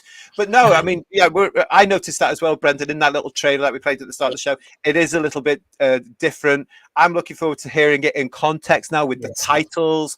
And again, don't forget to subscribe to the channel because we will be reviewing each of the Doctor Who 60th anniversary specials after the event. Stay tuned to the shows, stay tuned to the channels because we'll be telling you when we're going to do that. Please join us as well with your comments and what you think of those episodes.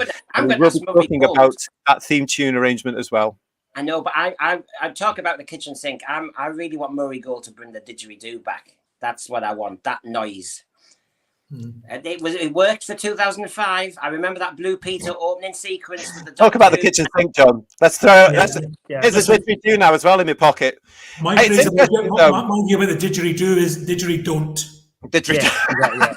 Oh, the old ones are the best ones. You remember that Morecambe and Wise didgeridoo? Oh, fabulous. Yeah. It's interesting though that although we knew about this and knew about the 15th Doctor's theme, the Ruby Sunday themes, Ruby Tuesday's an old club we used to go to, Ruby Sunday theme, and the new variation, the very short snippet we got of the new variation of the theme tune. The only people that covered it in the British media was GB News, and this is the channel that every single one of them will not like because this is the channel they all have tried to ban and get taken off the air. But Anne Diamond and Steve Maggard, they did actually talk about the Doctor Who theme tune as part of their review of things that happened in the week, and they actually liked it. They give it a thumbs up, so good for them. Yeah, it must have been a slow news week for them, was it? Oh, it was actually, I think it'll have been Stephen Dixon who brought it up because he's a Doctor Who fan, isn't he? Yes. And it was just a little 30-second, 40-second, it felt like item. But yeah, I mean, it just shows you that rumbling in the background of the British society is a kind of affinity with Doctor Who, whether it's actually an association, which is, I love it, an association, which is like, you know, when I was with my mum and dad, I watched it, or whether it's a hatred of it, because everybody in Britain, as we know, actually knows about this program, and so it rumbles along in different little items everywhere. It's just nice to see. It would have stuck in the BBC's throat, though. Yeah, the GB. But also, also, Brendan, the thing about the Doctor Who theme tune is it's probably known to practically every member of the population. So when there is a new version of it, I think it is newsworthy. I think people should cover the fact that this is now the headline tune for this new iteration of Doctor Who. And I have to say, though, that GBU's, while not being everybody's taste, the breakfast show on which this was on is probably the best breakfast show on BBC, on British television at the moment. So I have a lot of issue with a lot of other GB News' output. Presenters I don't particularly like. I agree. Nonetheless, the breakfast show is excellent. Very well done. Very balanced as well, their breakfast show. It's a proper old-fashioned breakfast show in that they've got various people from all sorts of persuasions and viewpoints, and it is, and it's very nice. But when during the week, JT, they had the Green Goddess on too. During the week, they had the Green Goddess on. That did me fun. Lex is saying here in the chat, the didgeridoo worked in Skippy. Yes, it did. And Grumpy Old Bob is saying he has the original strip from the Doctor Who weeklies and a Big Finish adaptation. Have you seen, Grumpy Old Bob, our review of the Star Beast comic strip here on the channel? If you haven't, have a look in the reviews playlist, because we have a look at that in preparation for what's coming in November. So have a look at that one. I enjoyed that one. It was really quite nice to go back and read a comic strip. This is going to take me ages. It didn't. It took me 10 minutes. It was brilliant. Right, so we've got just to let you know that other thing that's coming up in November, from Saturday the 4th of November from 9:45 here in the UK, is this big thing going on called the Dr. Donathon. So it's hashtag Dr. Donathon. Now, I don't know if you've heard of all this, but this is from the BBC. They're saying, join Doctor Who fans across the world in watching the adventures of the Doctor and Donna together, plus an exciting competition for fans in the UK. It then goes on to say, Alonzi, ahead of the biggest reunion in time and space, let's rewatch their adventures again. A watch-along of Doctor Who adventures featuring the 10th Doctor and Donna Noble will be happening on Saturday, the 4th of November, 2023, starting at 9:45 UK time. It's all based on the X/Twitter platform. If you're going to give up a whole Saturday to do that, good on you. And good luck. Have a great time. Well, I watched Stone Earth and Johnny's End a week or two ago and loved it. So that's got me excited for the specials. So that's really helped. That's another one with the kitchen sink. Yeah. It's going to be a long day, that one, but at least it's season 4, which in my eyes is a good Doctor Who season. It's proper Doctor Who, and part of that goes down to not just the writing and the lovely direction, but to the performance and the relationship between Tennant and Tate, which is pure magic, and which I do hope that at the end of the month we will be celebrating. Thank you very much, Grumpy Old Bob, for seeing it. Go back and watch it again. And TARDIS Side has not yet, but you will. I should hope so as well. Leave us a comment on there as well, so you know what I know what you're thinking about the shows. Okay, so Who Spy has been very busy this month as well. We've got some photographs for you now, and we've had our first glimpse of the TARDIS. It's pretty obvious, really, when you look at it, because if you look at this marble here, that's the same marble that's on the sonic screwdriver that the 14th Doctor is using. So this is, and look at those Gallifreyan symbols. When you get up close, you can see them. They're there. That's the TARDIS. It's the new version of the TARDIS, and it looks exactly like the old one, in my opinion. Yeah, it's still got that element of steampunk about it rather than glossy and sci-fi, which we were sort of being led to believe. So it does look a bit, I think there's John, I think there's a trick going on here, as there always is with RTD. Mm-hmm. He's showing us bits that kind of confirm, going, oh yeah, that's a bit like that. They're not showing us, the full set, which is going to shock everybody on its size, I think. And so casual general viewers will go, oh my God, Doctor Who's got some money, because I think that's I mean, are you hearing anything, JT, about rumours that they're going to reveal it soon? Yes, thank you for that prompt, because I was coming to that in the script. Apparently the Radio Times will be covering it for that particular week, and also David Tennant has produced some sort of reveal, which not sure. I know it's on the Blu-ray extras. I'm not sure, but I've heard it might be dropped as we get nearer to that date of the 25th of November. So we need to watch out. We need to be very careful. There's going to be an awful lot of surprises as we come through November, apparently. And that could be one of them. TARDIS reveal is in the Radio Times. Because in 2005, I don't know about what you all, when you first noticed this, but when Chris Eccleston, that trailer, when he walked into the TARDIS and round it, and that was their first reveal to me, and I thought, wow, they're actually giving it away early. And I just wonder what they're going to do this time. Now, if it's an article, it's an article, but I love the way they revealed it with Chris Eccleston with that, 15-second trailer. Yeah. I think it has to be impressive, doesn't it? Because they've got a point to make now, haven't they? They've got to try and grab the new viewers and make it impressive. And this is an important moment. Yeah, look at the money we are spending now. It has to look really wow. And I'm sure it will. And it's a way of getting viewers to watch it. I'm sure we'll get a reveal prior to the program. Yeah, I think so. I mean, let's face it, we are very geeky about this sort of stuff. We know this is part of the new TARDIS set for it. I'm quite pleased that they've gone back to a white in a sense. You know, that for me ties in with mine. I love that. I love these little pictures they've put out as well. It does seem reminiscent of what they've done before for me. But again, wait to see it in content. Wait to see the full thing. I'm sure it looks fantastic. Very excited to see it. But to be honest, it's only the fans that are really going to build that. As you say, John, when it comes to the public, they will just go, as long as it's recognizable, as long as it's got the column and the 6 panels and possibly even the rondels, the public will go, that's the TARDIS. It might, and they'll go with it.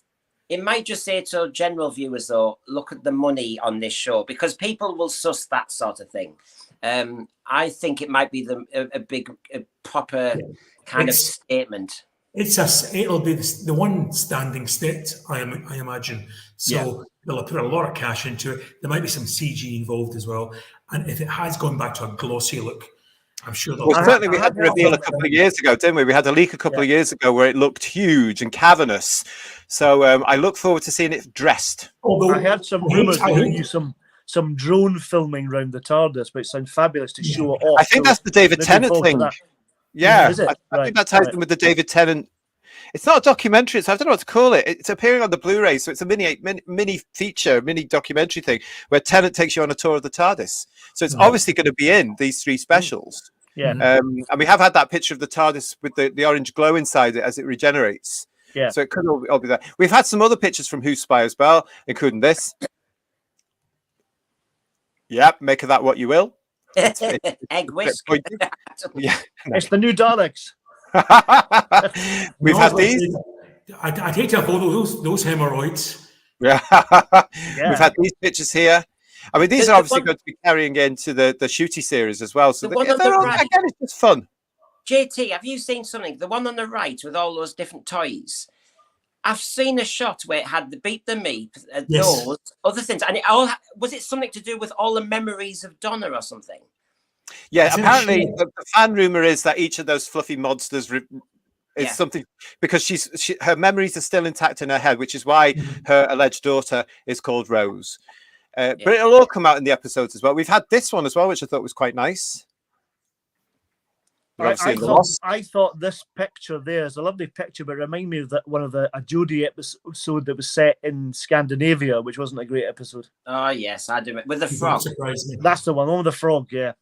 All right. Okay. Oh yeah, the frog. I'd like to see at this point as well. Just that, isn't it great to see Sylvia? Sylvia is one of my favourite parent characters. Dr. Jocelyn King does this brilliantly, and I'm sure, given what happened with our darling Bernard Cribbins, that they've maybe had to give some of his stuff to Sylvia, and I hope they have, because she's a fabulous character, and I love the interplay between her and Donna in this. So absolutely, we're seeing Sylvia back.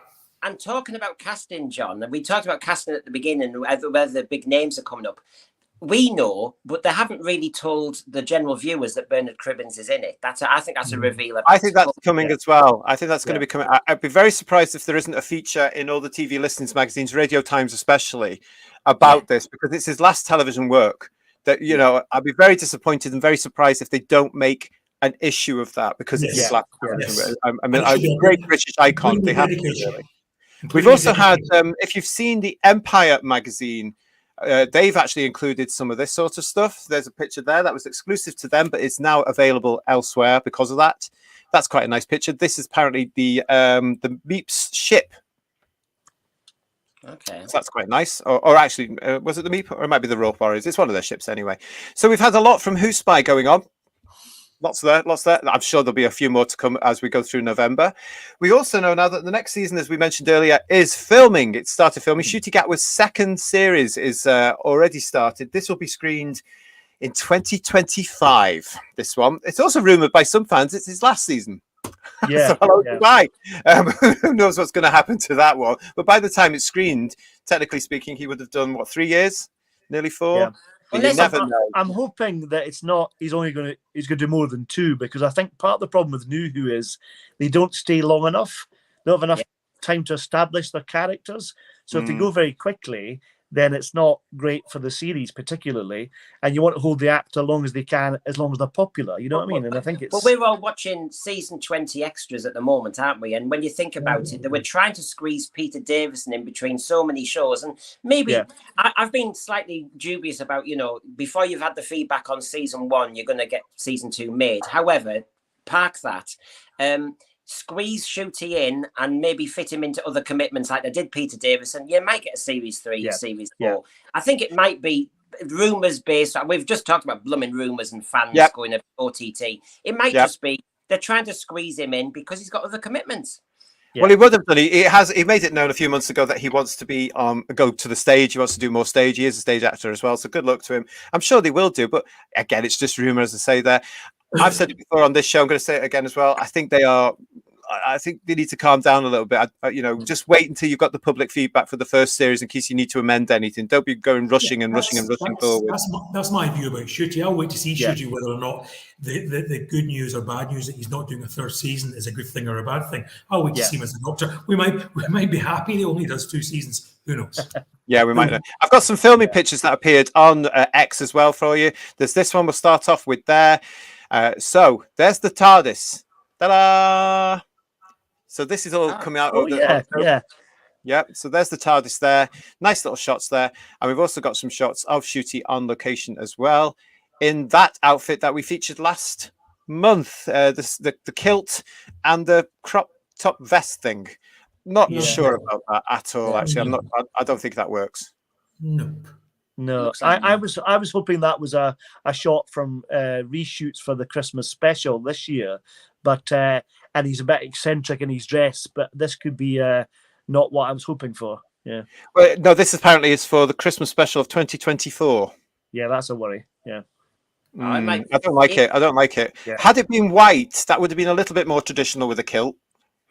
It's just the crop top itself is a bit odd, isn't it? Really, isn't it? Well, it's a vest, isn't it? He must be freezing filming this time of year. Mind he was young. Channeling Rapsy Nesbitt. At least it's not a string vest. That's true. Yeah. So. Yeah. I don't know. His jacket, which is just to keep him warm, is a bit more Gallifreyan with the Eric Roberts master. It looks very. Well, this Doctor likes to dress for the occasion, obviously. Exactly. Yeah. You should keep that on every single episode. Yeah, exactly. Yes, we've got all that for you there. So that's the filming going on right now. We all know it's happening. So we have to wait and see what's going on now, don't we? There's much more we can do. I want to thank TARDIS by saying he's got knobby knees. Has he? Let's have a little look then. Has he got knobbly knees? Oh, your eyesight's better than mine. Wow, I mean, I can't see. It's a long coat. I'll reserve judgment. It's a very long coat. Well, that's bringing us to the end of Who's Views Sunday Breakfast for this month for October. Hope you've enjoyed our look at all the Who headlines that made the Whoniverse during October. Please subscribe to the channel. Stay with us as we go through November. As I say, we've got a lot of content coming your way. So hopefully you've enjoyed the show. To the Breakfast crew, I'd like to say thank you for joining me.